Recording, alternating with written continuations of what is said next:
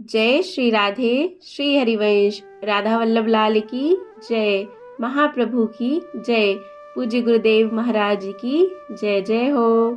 बहुत बहुत स्वागत है आप सभी का। हम श्रवण कर रहे हैं रसिक अनन्य माल से सुंदर संतों के पावन जीवन चरित्रों को, और ये सभी संत श्री हरिवंश महाप्रभु के कृपा पात्र हैं। यह हमारा सौभाग्य है कि ये सभी संतों के चरित्र हमें श्रवण करने को मिल रहे हैं। आज हम श्रवण करेंगे श्री नवल दास जी का सुंदर चरित्र, और इसे शुरू करने से पहले एक बार प्राणों से प्यारे नाम को गा लेते हैं। मेरे साथ आप भी गाइए। जय जय राधा वल्लभ श्री हरिवंश, जय जय श्री वृंदावन श्री वन चंद्र, जय जय जय जय श्री राधे श्री हरिवंश। तो चलिए शुरू करते हैं। श्री नवल दास जी धूसर वैश्यों के कुल में जन्मे नवल दास जी रेवाड़ी के रहने वाले थे। रेवाड़ी हरियाणा में पड़ता है। बाल्यकाल से ही इनका झुकाव आध्यात्म की ओर था। ये जहाँ कहीं और जब कभी किसी कथा, सत्संग, कीर्तन आदि धार्मिक आयोजन के विषय में सुनते तो इनका मन उसमें सम्मिलित होने के लिए उत्साहित होने लगता था। इन्हें अपने घर पर आए हुए साधुओं की सेवा करने से हार्दिक संतुष्टि मिलती थी। ये अपनी सहज विनम्रता से सबका चित्त हरण कर लेते थे। एक बार जब इन्होंने यह सुना कि गोस्वामी श्री हित हरिवंश चंद्र जी वृंदावन में प्रेम धर्म का प्रचार प्रसार कर रहे हैं, तब उनसे सत्संग की उत्सुकता लेकर ये वृंदावन आए और उनसे मिले। श्री हित प्रभु से हुई प्रेमो उपासना की रस चर्चा के मधुरिम आकर्षण ने इन्हें इतना अधिक प्रभावित किया कि ये अनेक दिनों तक उनकी सेवा करते रहे।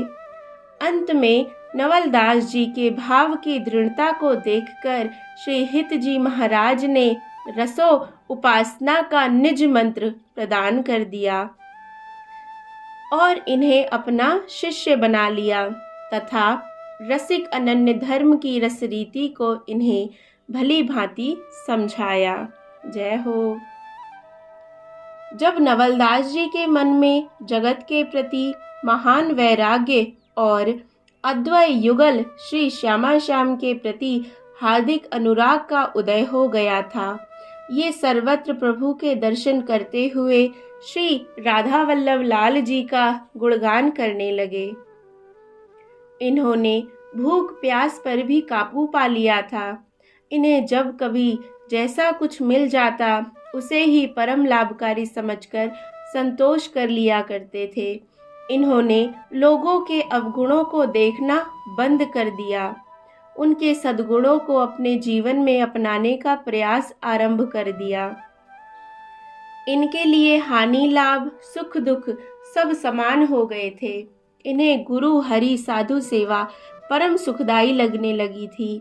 ये रस भजन में ऐसे निमग्न रहने लगे थे कि इसके अतिरिक्त अन्य किन्हीं बातों में समय लगाना इन्हें निरर्थक प्रतीत होने लगा था। स्वभाव में हुए इन परिवर्तनों ने इन्हें अतिशय गंभीर बना दिया था। सामान्य जनों के लिए तो इन्हें समझ पाना अतिशय कठिन था, किंतु इनकी रहनी सहनी ने रसिक जनों के चित्त को अवश्य ही चुरा लिया था। जय हो। जब ऐसी स्थिति होती है तो ये बातें तो जो साधु संत है उन्हें ही समझ में आती है कि कितनी भारी अपार कृपा हुई है इन पर, और जो संसारी लोग होते हैं वो तो समझते हैं ये पागल हो गया है। क्या कहें। शेरशाह की मृत्यु के बाद दिल्ली के सिंहासन पर कुछ दिनों तक हेमू बैठा। अकबर के संरक्षक बैरम खां ने हेमू को राज सिंहासन से हटाने के लिए उसके साथ पानीपत के मैदान में युद्ध किया, जिसमें हेमू पराजित हो गया और राज सिंहासन पर हुमायूं का अधिकार हो गया। हेमू बनिया था, अतः बादशाह ने सभी बनियों को कत्ल करने की आज्ञा दे दी और वैश्य जाति के हजारों लोग मारे जाने लगे। यह हालत देखकर बादशाह के वजीर ने उनसे कहा कि आपके साथ युद्ध तो बनियों की एक छोटी सी उपजाति दूसरों ने किया था, अतः केवल उनको ही सजा मिलनी चाहिए। तदनुसार रेवाड़ी से 200 धूसर पकड़े गए और उन्हें कारागार में बंद करके अनेक प्रकार की यातनाएं दी गईं। जब धूसर कुल का कोई व्यक्ति शेष नहीं रह गया, तब किसी ने बादशाह को बताया कि एक धूसर वृंदावन में रहता है। बादशाह ने नवलदास जी को गिरफ्तार करवाकर दिल्ली बुलाया और उनसे पूछा कि तुम्हारी क्या जाति है। नवलदास जी ने निर्भय होकर उत्तर दिया कि अब हमारी कोई जाति नहीं है। जिन्होंने हमें जन्म दिया है, अब हमने उनकी शरण ग्रहण कर ली है तथा जाति संबंध से हम मुक्त हो गए हैं। इस बात को सुनकर बादशाह चिढ़ गया और आज्ञा दी कि इस फकीर को जंजीरों से बांधकर बंदी खाने में डाल दो। नवलदास जी ने हंसकर कहा कि मुझको कोई 1000 जंजीरों में बांधे तो भी मैं उनको तोड़ दूंगा। मैं तो प्रेम के धागे में बंधा हुआ हूँ और उसकी वजह से हिलने डुलने में असमर्थ हूँ। जो कोई जरे जंजीर तन, तो रू सत सात, प्रेम तन्यु अटक्यो नवल, मटक्यो तनक न जात। बादशाह नवलदास जी द्वारा कहे गए इस दोहे के अर्थ को समझ ही नहीं पाया और अधिक चढ़कर उसने इन्हें बंदी गृह में डलवा दिया एवं इनका अन्न जल भी बंद कर दिया। 3 दिन के बाद जब बंदी गृह का दरवाजा खोला गया तो वहां केवल जंजीरों का फेर पड़ा था और नवलदास जी वृंदावन पहुंच चुके थे। बादशाह ने इनको फिर गिरफ्तार करवा कर दिल्ली बुलाया, किंतु फिर ये जंजीरों को तोड़कर वृंदावन पहुंच गए। बादशाह ने तीसरी बार अहदियों को इन्हें पकड़ने भेजा और इस बार नवलदास जी धूसर जाति की रक्षा के उद्देश्य से पुनः बादशाह के पास आए। बादशाह ने इनको इस बार आसन प्रदान किया और इनसे कहा कि तुमने करामात दिखाई है, इसलिए मुझे तुम्हारे ऊपर दया आ गई है।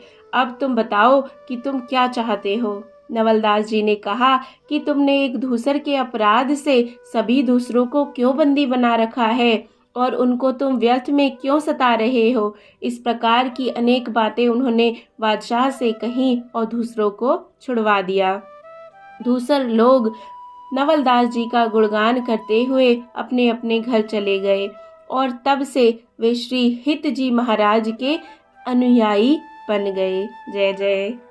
बादशाह ने नवलदास जी का बहुत आदर किया और अपने पास बैठाकर इनको बहुत सा द्रव्य भेंट करना चाहा, किंतु नवलदास जी ने उसे स्वीकार नहीं किया। उन्होंने कहा कि यह धन तो तुम्हारे ही काम का है, हमको तो केवल मदन गोपाल ही अच्छे लगते हैं। यह तो काज तुम्हारे आवे, हमको मदन गोपाल ही भावे। जय जय श्री राधे।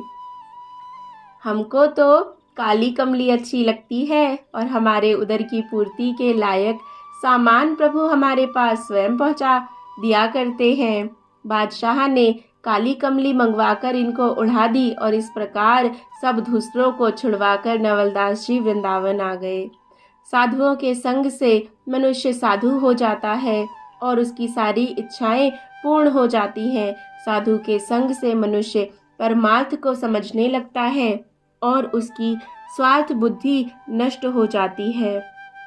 साधु पुरुष सदैव मृदुवाणी बोलते हैं और साधुओं की रीति भांति को साधु ही समझ पाते हैं। दूसरे के दुख में दुखी और दूसरे के सुख में सुखी रहने वाला मनुष्य ही हरि का जन है। जय जय श्री राधे। श्री राधा वल्लभ लाल ऐसे ही व्यक्ति के सहायक होते हैं। जय जय श्री राधे। तो इस तरह से यह पावन जीवन चरित्र नवलदास जी का भी यहाँ पर विराम लेता है। कितनी कृपा गुरुदेव की और युगल की सबसे ज़्यादा तो, लेकिन युगल की कृपा भी तो श्रीहित जी के चरणारविंद में नमन करने से ही प्राप्त हुई।